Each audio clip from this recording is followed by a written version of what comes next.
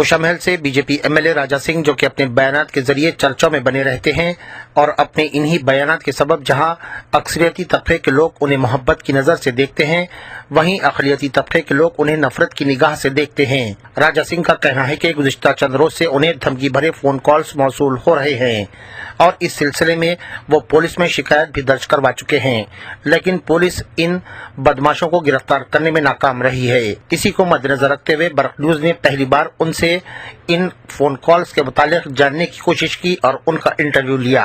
अपनी तल्ख ज़बानी से जाने और पहचाने जाने वाले राजा सिंह ने बरक न्यूज को दिए गए अपने इंटरव्यू में क्या कहा, वो आप भी सुनिए।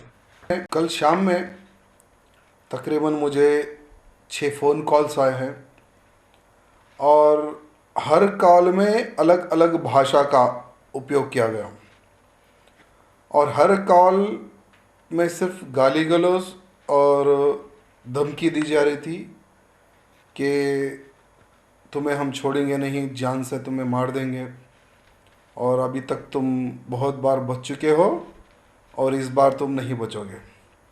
ये पहली बार नहीं जो मुझे इस तरह के थ्रेटिंग कॉल्स आए हैं, इससे पहले भी कई बार थ्रेटिंग कॉल्स आए हैं और उन सभी कॉलों की हमने लिखित रूप में तेलंगाना राज्य के डीजीपी, तेलंगाना राज्य के कमिश्नर एवं तेलंगाना राज्य के होम मिनिस्टर को हमने लिखित रूप में कई बार कंप्लेंट भी दी गई है और अभी तक 25 अबव एफआईआर भी हो चुके हैं। लेकिन मुझे ये समझ में नहीं आता कि एक विधायक को जब धमकी भरे कॉल्स आते हैं और आज तक भी पुलिस द्वारा किसी एक व्यक्ति को भी गिरफ्तार नहीं किया गया, ये बहुत ही दुर्भाग्यपूर्ण की बात है। और हमने जब होम मिनिस्टर को पूछा कि सर, एक विधायक को जब धमकी भरे कॉल आते हैं और आपकी सरकार क्या कर रही है, तो हमारे तेलंगाना राज्य के होम मिनिस्टर एक ऐसी बात कही और मुझे वो सुन के तो हंसी आई। उन्होंने कहा कि हमारी पुलिस एवं हमारी सरकार में उतना दम नहीं है जो हम जाकर पाकिस्तान से आपको कॉल करने वालों को पकड़ के लाए। हमारी सरकार में उतना दम नहीं है कि हम जाके सऊदी से या दुबई से हम पकड़ के लेकर आए। आप अपनी सेफ्टी खुद करो, हमारे तेलंगाना राज्य से जो सिक्योरिटी आपको देना है ऑलरेडी आपको गनमैन्स है, बस आप अपनी लाइफ को आप ही देखो बोल के इस तरह से तेलंगाना राज्य के हमारे होम मिनिस्टर द्वारा कहा गया। और सुनने के बाद में और आप भी सोच सकते कि किस तरह का उनका जवाब आया। और कल भी जिस प्रकार से जो 6 कॉल्स आए थे, अलग अलग भाषाओं का उसमें उपयोग किया गया था। मुझे और मेरी फैमिली को भी उन्होंने मार देने की धमकी दी गई और अनेकों प्रकार की बातें, गाली गलौज भी उस फ़ोन कॉल्स में की गई। देखिए, इस विषय पर भी हमने हमारे राजनाथ सिंह जी को भी हमने लिखित रूप में भेजा और वहाँ से कुछ आईबी के ऑफिसर्स भी आके इंक्वायरी करके गए। उन आईबी ऑफिसर्स ने भी माना कि राजा सिंह जी को थ्रेटिंग कॉल्स आ रहे और इससे पहले भी 3 बार टेररिस्ट द्वारा भी मुझे जान से मार देने की कोशिश की गई थी, लेकिन वो अरेस्ट हो गए थे। हर बार कोई भी आईएसआई एजेंट अगर तेलंगाना राज्य में पकड़ा जाता है तो पहली उसकी लिस्ट में मेरा नाम होता है। और रही सिक्योरिटी की बात, ऑलरेडी तेलंगाना राज्य की वजह से मुझे 4+4 पहले से ही सिक्योरिटी दी गई है और बाकी के हमारे कार्यकर्ता भी मेरे साथ, एक 8 से 10 कार्यकर्ता भी मेरे साथ होते हैं।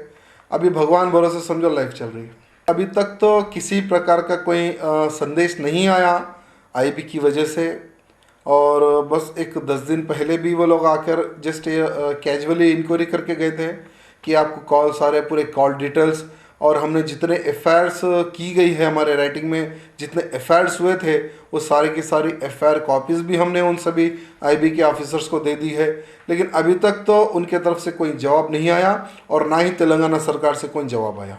तेलंगाना राज्य की सरकार से ये निवेदन करना चाहता हूँ, ठीक है, आप मुझे सिक्योरिटी बढ़ाते नहीं बढ़ाते वो बात की बात है, लेकिन एक विधायक को इस तरह के धमकी भरे कॉल आते हैं और हमारी सरकार आज तक भी एक भी जो कॉल करता है उसको अरेस्ट नहीं करती है, ये दुर्भाग्य की बात है। साथ ही साथ आखिर ऐसे कितने आईएसआई एजेंट तेलंगाना में घूम रहे हैं और ऐसे कितने आईएसआई एजेंट पाकिस्तान, दुबई एवं सऊदी में बैठे हैं जो फ़ोन द्वारा ऑपरेटिंग कर रहे, फ़ोन द्वारा धमकी दे रहे, कम से कम उनको अरेस्ट करना है, यही मेरी डिमांड है।